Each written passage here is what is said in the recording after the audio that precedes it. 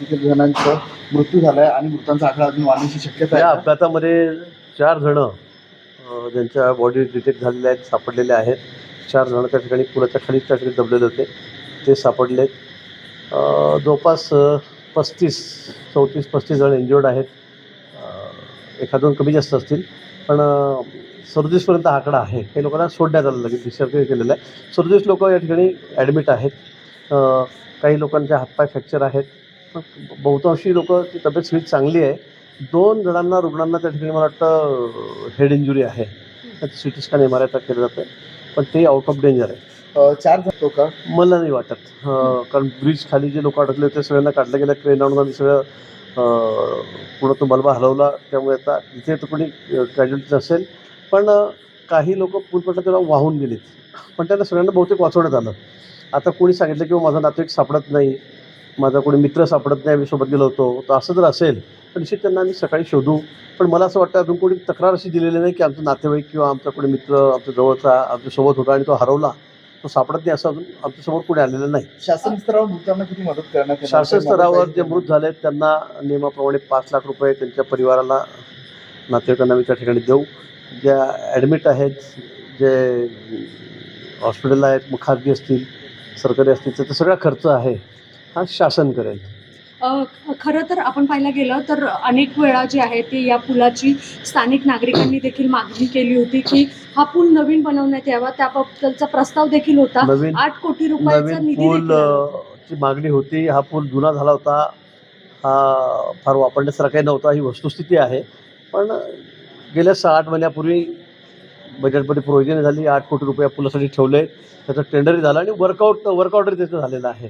खरं म्हणजे तो बांधायला हातात घेतला होता, पण तो पावसाळा सुरू झाला आधीच, त्यामुळे तो होऊ शकला नाही. येत्या वर्षभरामध्ये तो पूर्ण निश्चित होईल. पण हा पूल जो आहे हा 2 गावांना जोडणारा छोटा पूल आहे. खरं म्हणजे तो पाचवेसारखा आहे, पायी चालण्यासाठीच तो पूल आहे. पण आता नदीला पाणी आलं, सध्या शाळांनाही सुट्टी आहे, त्यामुळे सगळं पर्यटन मोठ्या प्रमाणात होतं आहे. आणि म्हणून पूर बघायला, तिथे सेल्फी काढायला वरती उभं राहून लोकांनी खूप गर्दी त्या ठिकाणी केली. 150, 200, 250 लोक त्या ठिकाणी वरती त्या पुलावर जाऊन बसले की त्याची कॅपॅसिटीच नाही आहे. आणि त्यामुळे तो पूल मध्येच त्या प्रवाहाच्या सेंटरला तिथे लोक जमलेत सेल्फी काढत.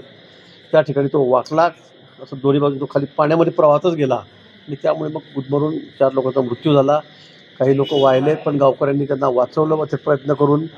आणि बाकी लोक जे इंज्युअर्ड झालेत, एकावर एक पडलेत, दाबले गेलेत. छोटीशी जागा होती आणि तेवढ्यातच ते गेलेत. त्यामुळे त्यांना तर हॉस्पिटल ॲडमिट केलेलं आहे. ज्यांचे काही लोक आहेत की ज्यांच्या हातापायचे शस्त्रक्रिया करावी लागतील, त्या उद्या सकाळी दिवसभरामध्ये होतील. जिल्हा प्रशासनाने खबरदारी घेतली. खबरदारी मला वाटतं दोन्ही बाजूला बोर्ड लावले होते की हा पूल वापरण्यास योग्य नाही, इथे गर्दी करू नका, इथे पर्यटन सेल्फी काढू नका, असं बोर्डही लावले, दोन्ही बाजूला काढले होते. पोलिसांनी 8 दिवसापूर्वी वर्तमानपत्रातसुद्धा दिलेलं होतं की या पुलावर कोणी जाऊ नये. जिल्हा प्रशासनाने, कलेक्टरने सुद्धा म्हटलेलं होतं की हा पूल वापरण्याजोगा नाही किंवा हा इथे रहदारीसारखा नाही आहे आणि इथे पर्यटन करू नका, हे वारंवार सांगितलं गेलं होतं. मात्र हे तरीही कोणी ऐकत नाही. वारंवार सांगितलं गेलं, पोलिसांचा तिथे बंदोबस्त असला तरी काही हुल्लडबाज पर्यटक जे आहेत त्या ठिकाणी येतात, मात्र त्यांच्यावरती कारवाई कधी केली जाते? आता गावकरी मला तेच सांगत होते की बाबा इथे लोकांना आम्ही हटकायला गेलो, म्हणायला गेलो की लोक शिव्या देतात, सगळे तरुण असतात, म्हणजे काही अर्वाच्य बोलतात. आता मी सांगू शकत तिथे काय काय होतं हे मला त्यांनी सांगितलं. पण आपण बघतो दरवर्षी शासनाकडून आम्ही सगळ्यांना विनंती करतो, वारंवार आवाहन करतो की बाबा अशा ठिकाणी जाऊ नका की ज्या ठिकाणी तुझ्या जीवावरच बितेल.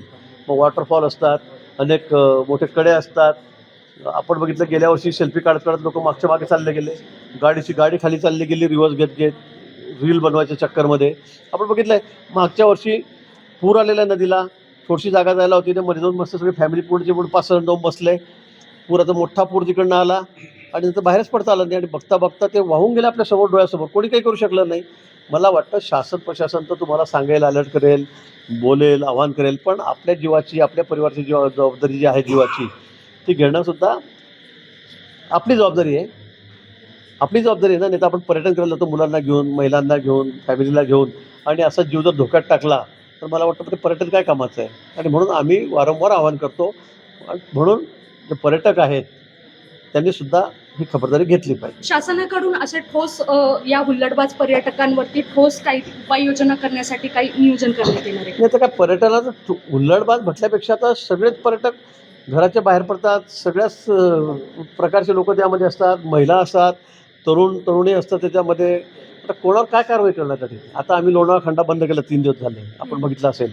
यामुळेच की त्या ठिकाणी अतिवृष्टी होते, पाऊस खूप आहे आणि मग त्या ठिकाणी परत मागच्यासारखं पुन्हा दिवस येतले, बुडालेत, सेल्फी काढता पाण्यामध्ये पडले.